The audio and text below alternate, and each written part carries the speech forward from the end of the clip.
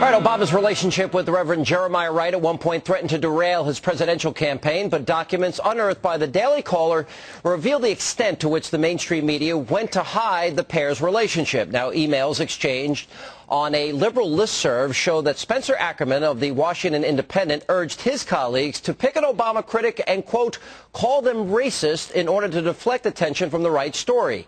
Now, following a debate during which George Stephanopoulos questioned Obama about his relationship with Wright, the Guardian's Michael Tomasky wrote to the group, quote, listen, folks, in my opinion, we all have to do what we can to kill ABC and this idiocy in whatever venues we have.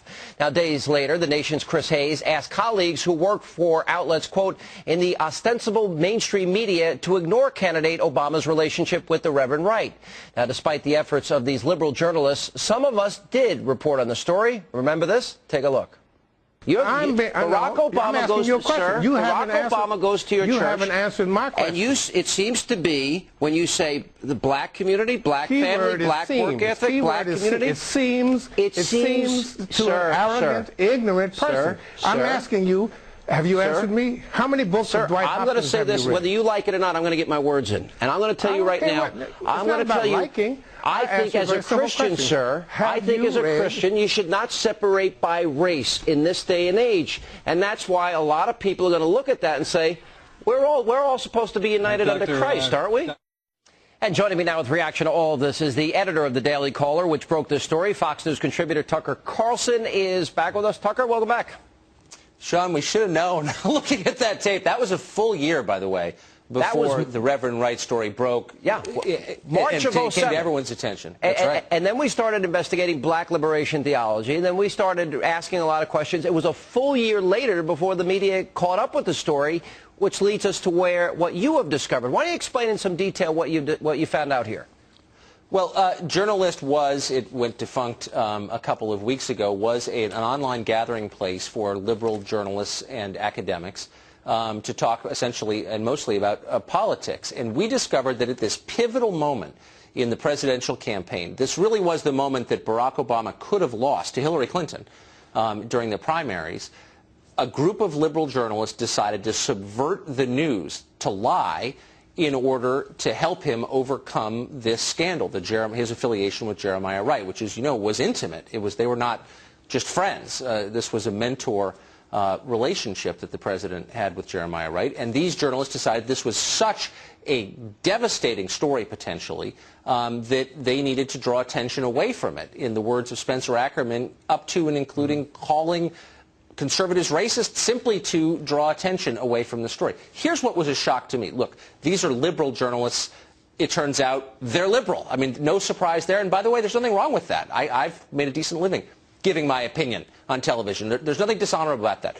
They crossed the line, however, from journalism, which is disseminating facts and information, and yes, opinion, to coordinating a political message and lying in doing so. They were not acting as journalists. They were acting as political hacks.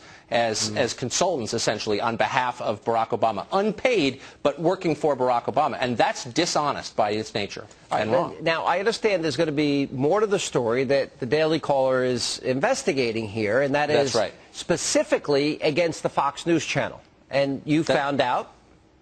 Well, we're breaking a story tomorrow, tonight at midnight, actually, on the Daily Caller, that contains exchanges between members of Journalist in which some suggest that the federal government shut down Fox. Now, these are, in one case, it's a law professor, in another case, it's a fairly well-known journalist. People saying, you know what, why doesn't the government, why doesn't the FCC just yank their license?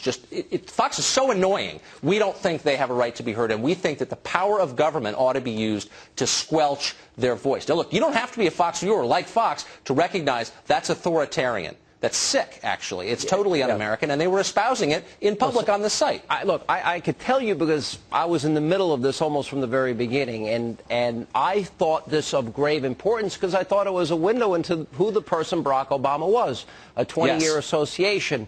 That's right. Which led to the statement, even after the release of GD America and all this, I can no longer disown Reverend Wright that I can the black community. Between that and Reverend Ayers and Father Flager, and I always questioned whether or not there was a relationship with Louis Farrakhan, I thought these were the most radical elements that anybody could be associated with, and I was stunned by the media's lack of interest in the story.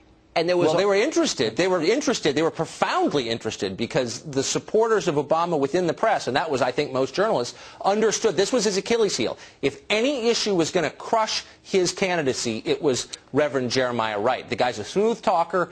You know, he did everything right, but this one story during those primaries had the capacity to kill his candidacy dead, and that's why they decided to lie about it. You know, that interview that I did with him in March of '07, as far as I know, was the last interview that he did all the way through the rest of '07 and '08 leading up to the campaign.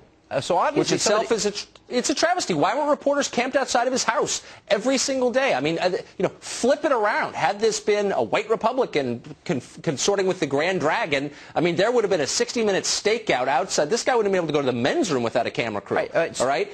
But the press pulled back. So I declared all throughout 2008, journalism as we know it in America died.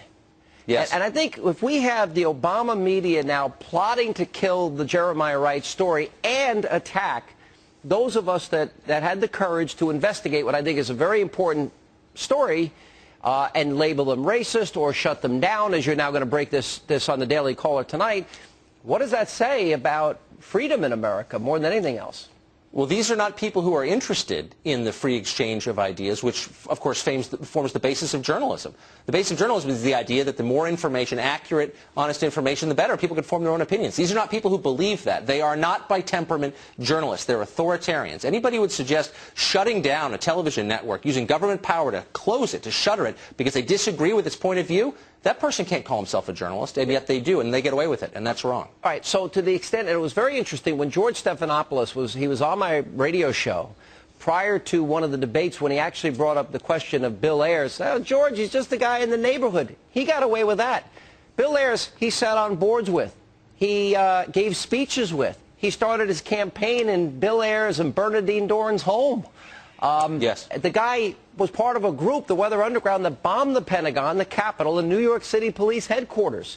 And then George asked the question, to his credit, and people said, well, he's taking questions from Sean Hannity, and they excoriated him. So any effort, as evidenced by this, do you think this is all connected, of any journalist to ask any probing question was met with fierce resistance and criticism? So is this now the future of journalism, I guess, is my question now in the future? Well, sure. I mean, Charlie Gibson and George Stephanopoulos, who led that debate, that famous debate during the primaries, neither of whom is known as an avid right-winger, but they gave a pretty straight, I thought, performance and asked some tough questions of the candidates, and they were savaged by members of journalists on this list and really personally attacked and sort of read the riot act. And the idea was, let's do all we can to undermine them. Because they weren't useful to the Obama campaign. I mean, these are hard partisans working on behalf of candidate Barack Obama. That's how we wound up with him as president. Make no mistake. Well, I can tell you, and a great investigative piece. I'll be looking forward to reading the full piece that you put out tonight at midnight on the Daily Caller. But I can tell you this personally, is that when I investigated both the Ayers and the Wright story, and I've been under fire my whole career, and I'm open to criticism because I give opinions every day, it was never this vicious. I mean, I was called every name in the book, and it now appears that it could have been part of an orchestrated effort, is what you're saying.